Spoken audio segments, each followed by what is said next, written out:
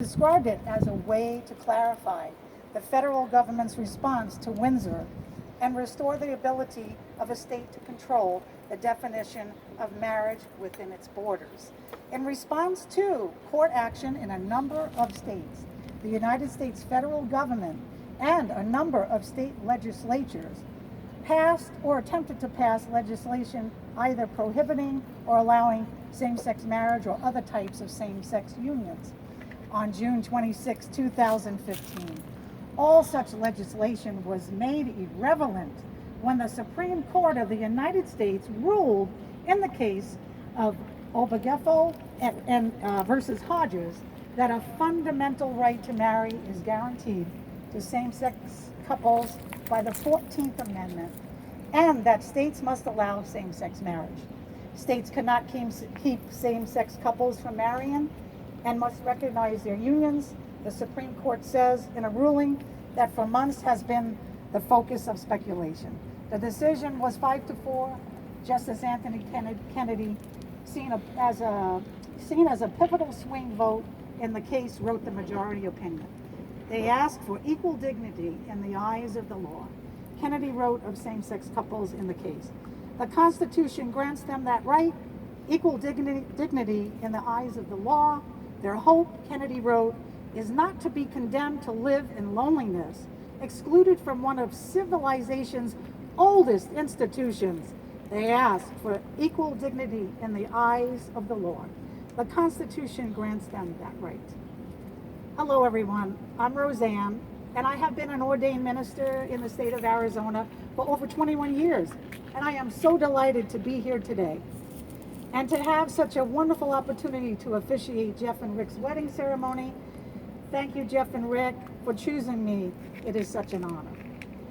I have been officiating wedding ceremonies for all couples, no matter who they are, who they were, or what their race, religion, or sexual orientation was throughout these years. I always wondered if I would still be alive to see the day that marriage would be legal for all couples. And when it happened, I thought that I had dreamt about it. It was very long overdue, but it finally happened.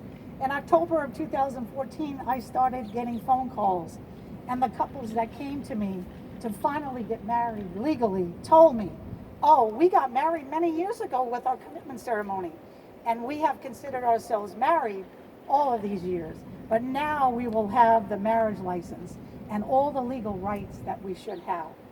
These couples that were getting married were together ranging anywhere from 20 to 53 years. Thank you. A reading. True marriage is more than joining the bonds of marriage of two persons. It is the union of two hearts. It lives on the love you give to each other and never grows old, but thrives on the joy of each new day. Marriage is love. May you always be able to talk things over, to confide in each other, to laugh with each other, to enjoy life together, and share moments of quiet and peace when the day is done. May you be blessed with a lifetime of happiness and a home of warmth and understanding. True marriage begins well before the wedding day, and the efforts of marriage continue well beyond the ceremony's end. They bring the song selections a secret from Rick, so that he would be surprised to hear that Jeff remembered what was dubbed their song back in 1993, which also happens to be the year they met. The song is titled "Beautiful in My Eyes" by Joshua Caddison.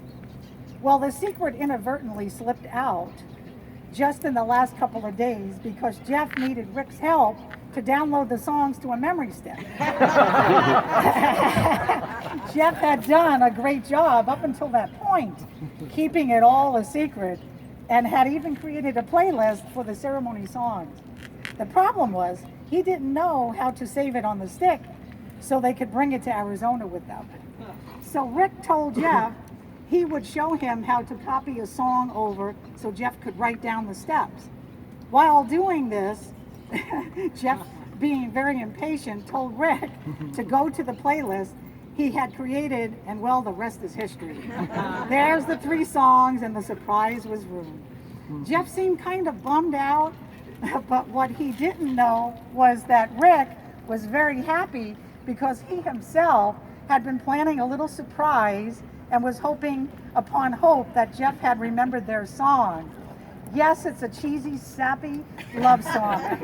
It's a true testament to the 23 years of love and friendship that Jeff and Rick have shared. Listen to the words and the message and know that this also expresses how Jeff and Rick feel for each of you.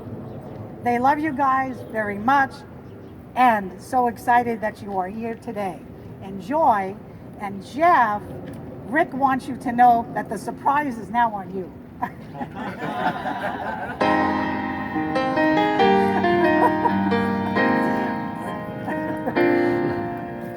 You're my peace of mind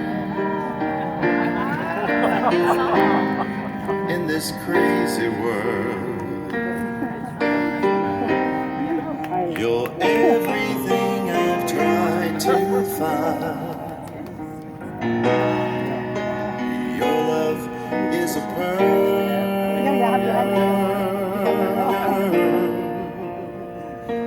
You're my Mona Lisa.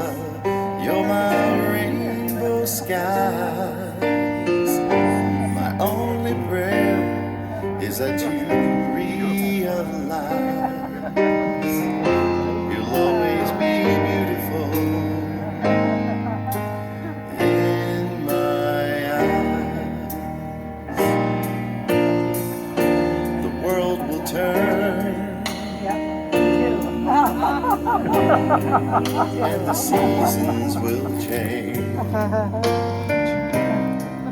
and all the lessons we will learn will be beautiful and strange. We'll have our fill of tears, our share of sighs. My only prayer is that you realize you'll always be beautiful in my eyes. You will always be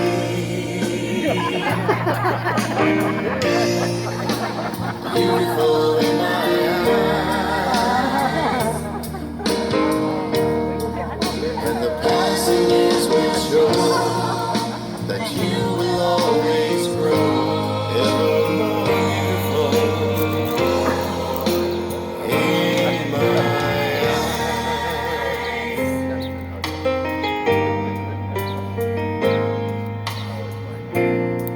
And there are lines upon my face from a lifetime of smiles. When the time comes to embrace for one long last while,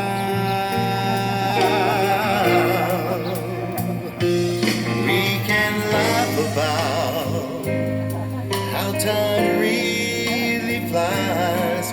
We won't say goodbye, 'cause true love never dies. You'll always be beautiful in my eyes. You will always be beautiful in my eyes. And the passing years will show that you will always grow ever more beautiful in my eyes. The passing years will show that you will always grow ever more beautiful in my eyes.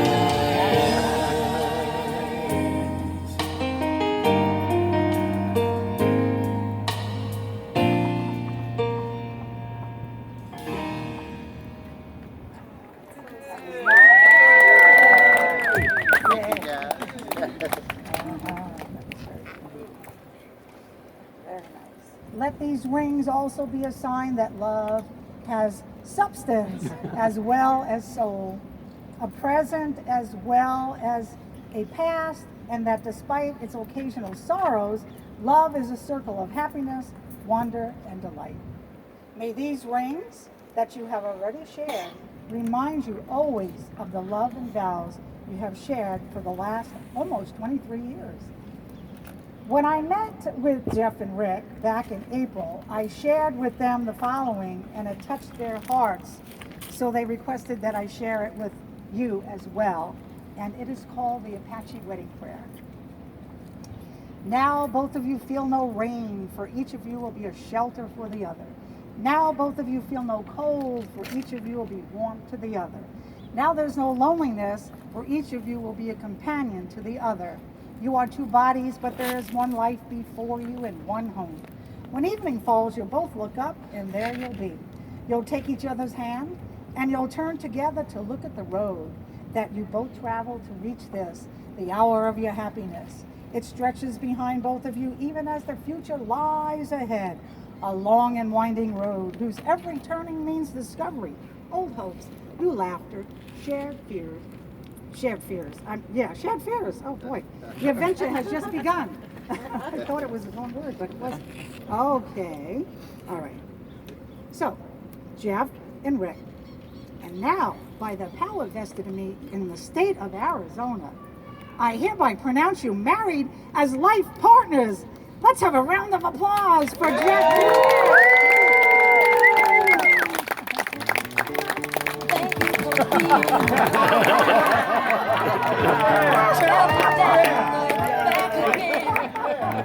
Your heart is true, you're a pal and a confidant. And if you threw a party, invited everyone you knew, you would see the biggest ship would be, and the card attached would say, thank you for being a friend.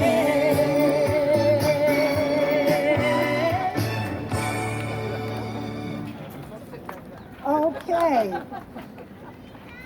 So in a few minutes, we'll go ahead and join Jeff and Rick in the presidential suite, which is number 6311, and then the reception, for the reception, and then let the party begin.